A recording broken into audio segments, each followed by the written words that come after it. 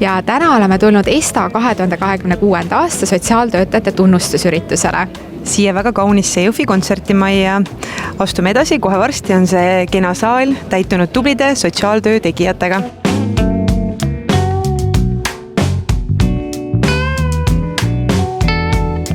Mis teid täna siia toob? No kõigepealt meie ametipäev, sotsiaaltöötajate päev ja inimesi, kes väärivad tunnustamist, on ju alati hea tulla ja soovida kõike head. Ja miks teile tundub, et tuleks just sotsiaalvaldkonna töötajaid märgata ja tunnustada? Kuna see on väga väärikas töö, eriti meie maakonnas, ma üle Eesti, aga meie maakonnas eriti on hea, et see üritus just toimub Ida-Virumaa maakonnas.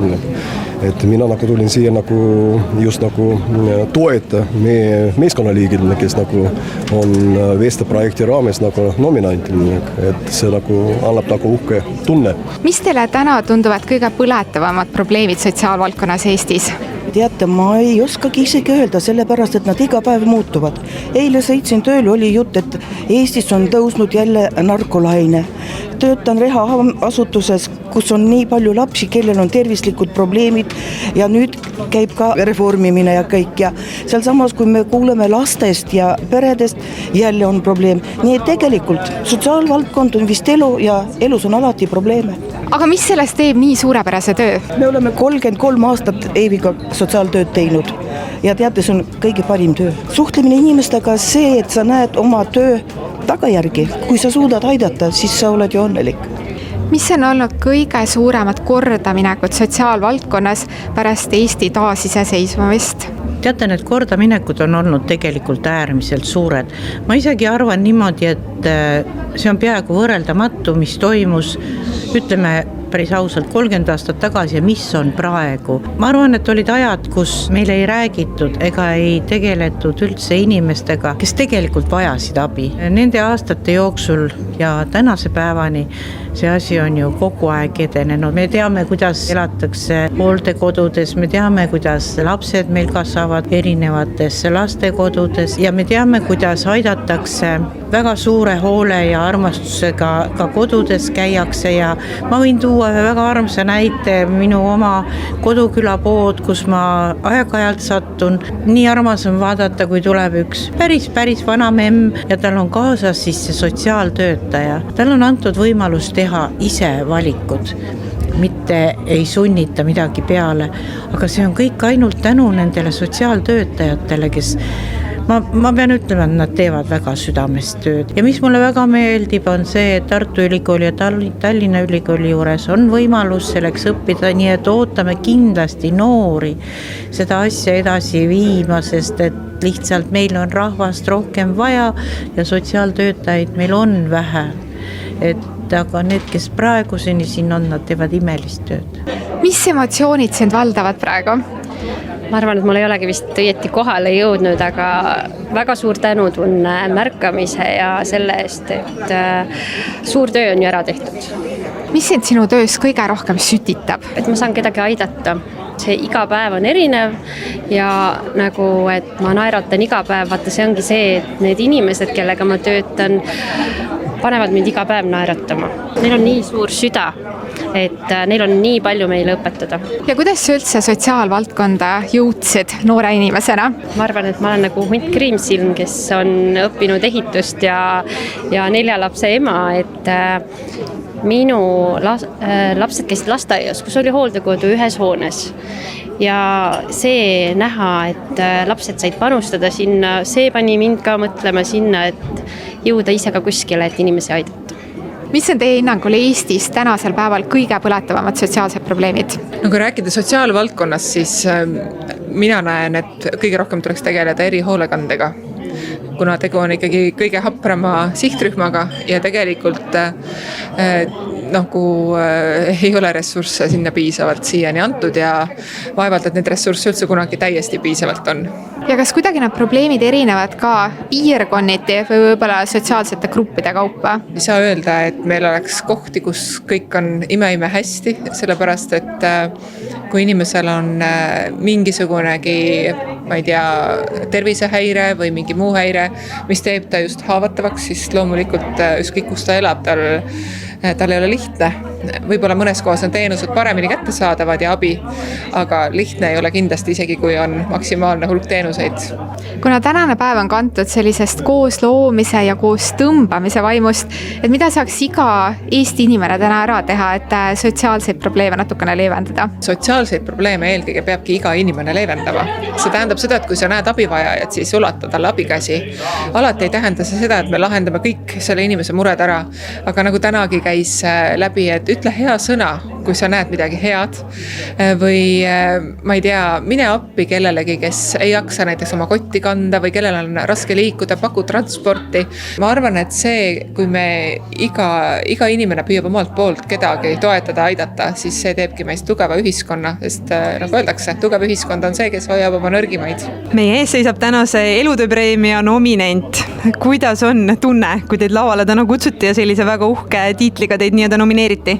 Oli üllatus ja loomulikult oli uhke tunne, et tavaliselt arvatakse, et sotsiaaltöötajate suurim mure on napp eelarve või suur töökoormus, see tähendab, et aega on vähe. Tegelikult üks väga oluline asi, mida sotsiaaltöötajad natuke liiga harva saavad, on tunnustus. Kui te vaatate enda teekonnale tagasi, mis on olnud võib-olla kõige olulisem või ägedam sellel teekonnal? No see teekond, minu tööteekond on olnud ju paralleelne Eesti riigi taastamisega. Selles mõttes on olnud mul palju lihtsam oma tööd teha, et hoolekannet kui sellist eraldi valdkonda ei olnud sellel ajal 91. aastal, kui Eesti Vabariik taastati. Meie suur osa sellest saalist on selle valdkonna ju loonud ja me nägime nüüd 2000. aastatel, kui on olnud mitmed kriisid järjestikku, et sotsiaaltöötajad on kõikides nendes kriisides olnud esirinnas ja nad on hakkama saanud. Millise sõnumi te annaksite võib-olla tänastele sotsiaaltöö tegijatele või neile, kes alles on sellesse valdkonda sisenemas? See huvi, mida meie oleme tundnud valdkonda taastates, ega see ei ole kuskile kadunud, sellepärast et me oleme midagi kopeerinud, midagi oleme ka iseseisvalt teinud, aga meil on veel väga palju teha. Meil ei ole väga palju Eesti enda inimeste poolt loodud töömeetodeid, meil ei ole teooriaid, need kõik tuleb luua. See kõik on teie võimalus teha siis oma töö huvitavamaks, et jah, kui me oleksime olnud siin rutiinses situatsioonis, võib-olla ei oleks nii pikalt vastu pidanud, aga meil on olnud iga päev on midagi uut ees. Aga mis on see, millega see pisikene Jõhvi sotsiaalvaldkonnas täna silma võiks paista? No meil oli päris suur meeskond siin ja ka lava peal käis nii mitu ja üles tõusid, keda nagu siis välja käidi ka veel rohkem, eks ju, nii et nad on meil päris tublid. Ja ma arvan, et ega meil ei ole oma sotsiaaltöö poole pealt midagi häbeneda. Eriti kui me võrdleme ümberkaudseid valdu, siis Jõhvi ikkagi selgelt on nüüd selline edumeelne ja eeskäiv siin. Et ma arvan, meil on siin oma head kogemust ka väljapoole veel levitada, aga loomulikult ka meil on palju nagu edasi liikuda. Mis tunded valdavad hetkel? Ma olen väga tänulik selle suure tunnustuse eest ja väga tänan ka oma kolleege, kes mind siia esitasid ja tegelikult on see kogu sotsiaaltöötajate tiimi auhind, sest sotsiaaltöö on koostöö ja üksi siin ei olegi midagi peale hakata, nii et ma olen väga tänulikkuse tunnet tunnen. Te mainisite, et te sooviksite olla või te olete nagu Lepatriinu ja ma lapsepõlvest mäletan, et kui lasta Lepatriinu käe pealt lendu, et siis sai midagi soovida. Aga mis on need kõige suuremad soovid, mis täna teie kooli õpilastel on? Et ka nemad saavad iseseisvuda, leiaksid omale koha ja leiaksid omale eriala, mis neil hästi välja tuleb või ükskõik, mis valdkond see siis on, mis on nende tugevused ja sellele ametile siis ka tööle asuda. Kuidas saaks uusi töötajaid juurde sotsiaalvaldkonda, kuidas neid motiveerida? No tänane üritus on kindlasti selline üritus, mis motiveerib noori tulema sotsiaaltööd õppima ja siis jääma ka sotsiaaltööd tegema, sest sotsiaaltöö tegemiseks peab olema ikkagi eriline inimene.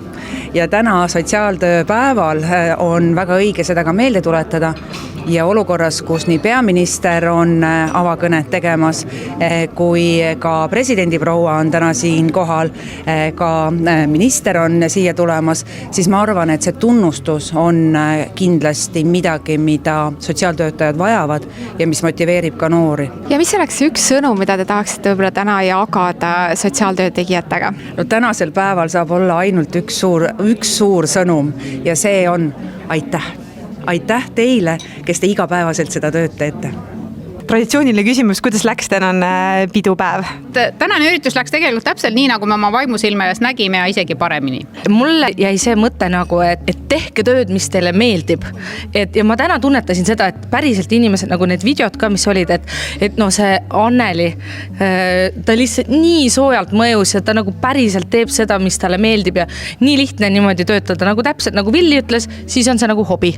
Ma nagu nautisin igat hetke, kui need inimesed, ma töötan ise ka sotsiaaltöötajana iga päev, ma tean, kui oluline see nende jaoks on, et välja saada igapäevarutiinist ja nende selline pilk, mis oli nagu nii tänulik, et see oli nii armas. Et mina julgustan küll sotsiaalvaldkonda inimesi tulema, aga esmatähtis on see, et kui sa tuled siia valdkonda, mõtle ka sellele, et kuidas sa ennast hoida saad, et ma arvan, et see on A ja O, et seda tööd üldse teha saaks. Nii et ma arvan, et see on oluline. Sest muidu on ju küpsis kotis, nagu Villi ütles. Ja mis oleks üks sõnum, mis te tahaksite sotsiaaltöötajatele täna öelda? Sügav kummardus teile, armsad sotsiaaltöötajad, teie panuse eest. Suur tänu, et te olete olemas. Hoidke ennast ka, enda tervist ja natukene tuleb meelt ka lahutada ja võib-olla lihtsalt ka puhata. Hoiame oma positiivset meelt, otsime alati lahendusi, oleme kliendi jaoks olemas ja teeme koostööd. Hoidke oma hobisid, hoidke oma lähedasi, säilitage tervislik elustiil, te peate ennast laadima ja te aitate täpselt nii palju, kui teil jõudu on. Ja seda abi ei ole mitte kunagi piisavalt, aga kui te olete andnud nii palju, kui teie saate ja teie oskate ja teie suudate, siis te olete teinud maksimumi. Aitäh ja kõigile Eesti sotsiaaltöötajatele seda sama ilusat päeva. Kes on unustanud, veel jõuab hakata tähistama.